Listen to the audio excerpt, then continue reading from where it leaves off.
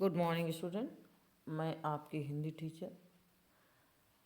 बच्चों, आज आपके वीडियो का विषय है इतिहास की परीक्षा। आपकी पाठ्य पुस्तक अनुराग हिंदी पाठमाला पाठ 10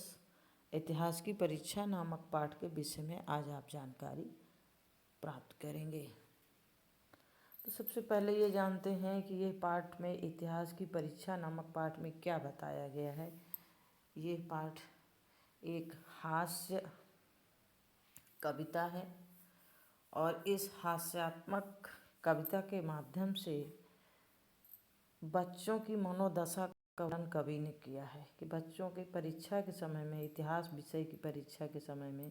एक बच्चे को माध्यम बनाकर कवि ने बताया है कि परीक्षा के समय बच्चों की जो मनोदशा होती है उसका वर्णन किया है।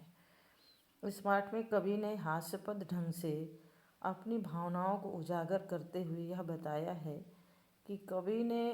बाल मनोदशा यानी बच्चों की मन की दशा का मार्मिक यानी बहुत ही सूक्ष्म वर्णन किया है और यह बताया है कि बच्चे की मनोदशा स्थिर नहीं होती है, अर्थात बचपन की दशा बहुत ही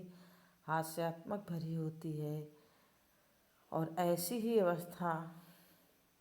बच्चा जो देखता है, ऐसी अवस्था में जो सुनता है उसी को वो सत्य मानकर उसे अनुकरण करने की कोशिश करने लगता है। इसमें एक बालक को माध्यम बनाकर कवि ने यह बताया है कि छात्र अपनी मनोदशा का वर्णन बता रहा है कि उसके मन में इतिहास की परीक्षा के समय कैसे उसकी मन की दशा हुई और कैसे उसके मन में परिवर्तन आता गया, किस तरह परीक्षा के समय उसकी चिंता बढ़ गई और चिंता बढ़ जाने से उसका वास्तविक विषय यानी जो अपनी इतिहास की परीक्षा थी, इतिहास विषय को भूल जाता है और उसे अपना विषय पढ़ते ही यानी अपने विषय का पेपर जैसे ही उसको परीक्षा में इतिहास के विषय का पेपर मिला तो वो पेपर को पढ़ते ही अंधकार दिखाई, यानी उसको आँखों के सामने अंधकार छा गया एवं उसे चक्कर आने लगा। तब इस अवस्था में छात्र के मन में जब कुछ समझ में नहीं आता कि पेपर में क्या लिखूं तो उसको गीता की बात याद आती है, यानी जो हमारी भगवत गीता में जो एक बात लिखी है भगवान कृष्ण के माध्यम से जो बताई गई है कि उसमें ये लिखा था, कर्म करो फल की चिंता ना करो। उसी बात को उसने याद करके कि जो गीता में लिखा हुआ है कि आप कर्म करो फल की चिंता यानी लिखो, उसने मन में सोचा कि जैसे उसमें लिखा है मैं वही करता हूँ, मैं लिखता हूँ, क्या लिखता हूँ ये उसे मालूम नहीं है, मेरा काम है लिखना, नंबर मिलेगा या ना मिले उसकी चिंता उसे नहीं थी, वो सिर्फ लिखना अपना कर्म उस समय समझ लेता है कि उसमें लिखा है। तो उसने चिंता मत करो, उसी को माध्यम बनाकर छात्र ने भी लिखना आरंभ कर दिया और लिखना ही अपना कर्म मान लिया और उसके मन में जो भी आता गया उल्टे सीधे सवाल जो गलत सही बिना चिंता किए हुए वो लिखता गया बिना परवाह की, अर्थात कर्म करना उसका अपना मकसद बन गया। अनेकों भावों से जो अनेक प्रकार के उसके मन में भाव उठते गए, जो सरवसाल सवाल याद आते गए वो सब उसने अपने उत्तर पुस्तिका में लिख डाले। इसलिए और जब परीक्षा में लिख गई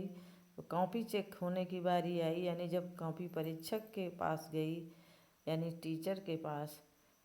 तो कॉपी को देख कर उसकी हालत, उसके प्रश्नों के उत्तर जो उससे प्रश्न से मेल नहीं खा रहे थे उनको पढ़ के उसमें जो भी मन में आया था जैसे तो उसको देख कर यानी जो परीक्षक था वो भी उसकी स्थिति भी पागलों जैसे हो गई, अर्थात वो भी पागल के जैसा हो गया और उसने भी उसी छात्र को होनहार मान लिया, यानी वो जो सबसे गलत लिखा था मनमानी ढंग से कहानी को इतिहास के पेपर में उसी को वो सबसे अच्छा मान लिया और औरों के सब उत्तर छांट लिए, बाकी के नंबर सब काट लिए, यानी सब के उत्तर उसने छांट लिए और उसकी कॉपी में उसने 0 नंबर दे दिए। तो इस प्रकार से वो शिक्षक भी परेशान, बालक भी परेशान, बालक ने अपना उस समय का कर्म लिखना समझा, सही गलत की उसने परवाह नहीं किया और उत्तर जब परीक्षा को कोई उत्तर नहीं मिला तो उसने भी सारे उत्तरों को छांट लिया और उसकी कॉपी में नंबर दे दिया, बाकी के सब नंबर काट लिए। तो इस प्रकार से ये कविता हमें ये बताती है कि परीक्षा के समय हमें बहुत ही शांति से रहना चाहिए, अर्थात पहले ही अपने सारे विषयों की तैयारी कर लेना चाहिए और परीक्षा के समय हमें अपने मस्तिष्क को शांत रखना चाहिए। ऐसी अवस्था में जब परीक्षा समय आ जाता है और उस समय आप सारे विषयों की तैयारी करेंगे तो सारे विषयों की तैयारी करना संभव नहीं होता है। ऐसे में आप जो आता भी रहेगा वो भी भूल जाएगा और फिर आपको उस परीक्षा में उसका परिणाम दिखेगा कि आपने क्या तैयारी। इसलिए परीक्षा के पहले ही अपने हर विषय की तैयारी करते रहना चाहिए ताकि परीक्षा के समय आपको कोई प्रकार की दिक्कत ना हो। इसलिए ये हास्यात्मक कविता के माध्यम से कवि ने यही बताना चाहा कि बच्चों की मन की दशा ऐसे ही होती है, अर्थात जब चिंता बढ़ती है परीक्षा की, सर पे परीक्षा होती है और कोई सब्जेक्ट याद नहीं है तो उस चिंता के मारे जो आता रहता वो भी भूल जाता है और परीक्षा के समय फिर बच्चा अपना मनमानी ढंग से प्रश्नों के उत्तर देता है। इसका परिणाम यह होता है कि नंबर यानी उसके जो अंक हैं वो कम हो जाते हैं। तो इस परीक्षा, इतिहास की परीक्षा नामक पाठ से हमें यही शिक्षा मिलती है कि हमें अपने हर विषय की तैयारी समय पूर्व यानी समय से पहले करना चाहिए। धन्यवाद बच्चों।